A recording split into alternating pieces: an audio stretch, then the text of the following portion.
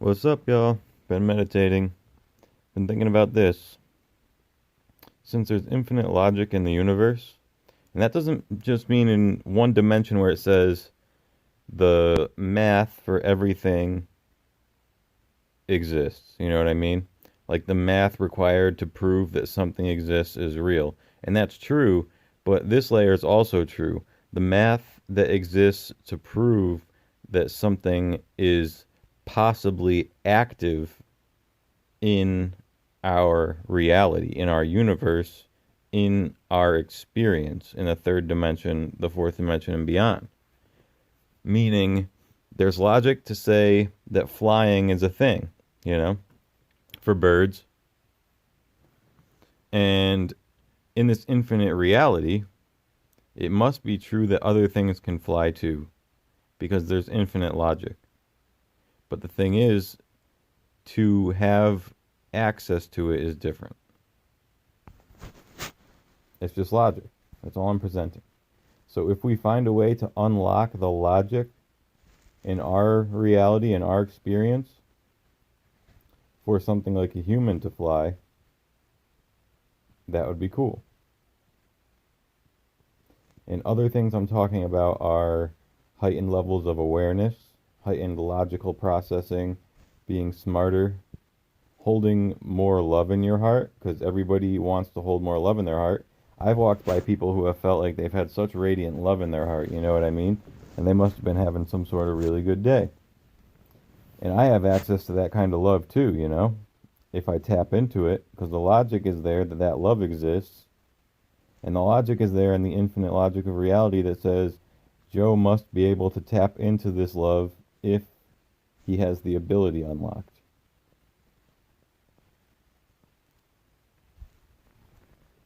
Because in theory and in concept, the ability exists.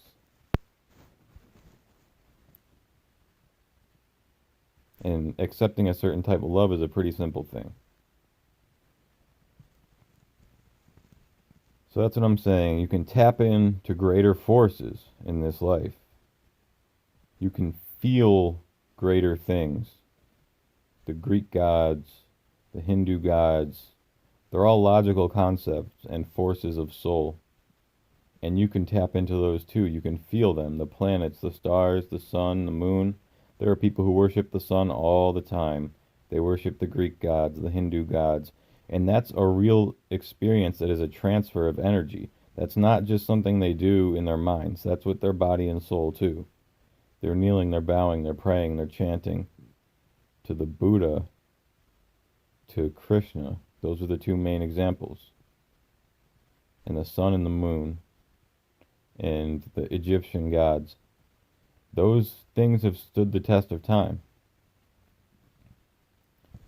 They're not simple concepts. There's a lot of logic behind them if you go into the writings, into all of that, you know, into the history of Egypt, into the history of Greece, and pulling out the data that built those things, those concepts, those theories. So it's all logic. So if I tap into the energy of the sun, which happens to me all the time, I feel the warmth. And that warmth is just a type of energy. But lately, when I've been tapping into the energy of the sun, I've had a much deeper experience because I've allowed the sun to affect me on a deeper level consciously when I accept the energy of the sun on a deeper level. And it works for me. I feel it. I feel a deep visceral experience. I often go into certain yoga positions well in sunlight, and it's a natural experience where my body is connected to the sun energy and my body starts to move naturally with no resistance at all. And it's always the same positions. It's a type of sun yoga. And that's just what it is. Because I have no resistance and no fear, and I'm in my clarity. And when I feel the sun come over me, my body just starts moving. If I had resistance, this might not happen, especially if my resistance was very deep. But since I have no resistance, my body simply starts moving with the sun energy. And that can happen with the moon too. That can happen with any force. If you think about how the clouds are drifting by, what force causes those clouds to move? There's a force behind that, and you can actually feel it if you choose to.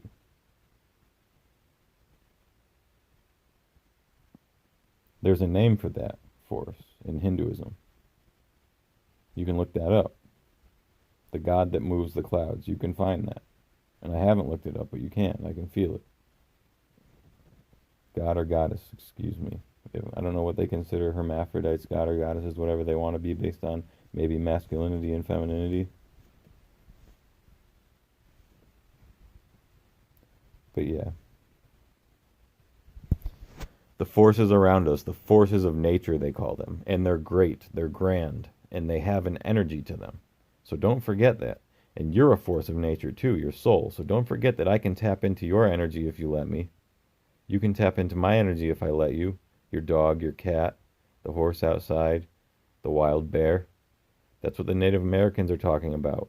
They're talking about tapping into that energy when they're dancing around the fire with their masks on, when they're wearing their warrior gear. You know, those are the essences of those animals, which is exactly connected to their tarot card readings, the shamanic teachings. This is the exact logic that leads to that. The essence of the animal, the wisdom and the consciousness of the animal. They go specifically a lot of the time for wisdom.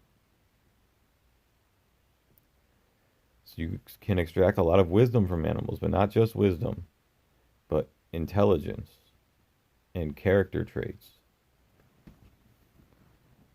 It's really good to check out some tarot, because not only is there an image usually representative of a force or a concept or a theory, but there's usually an explanation.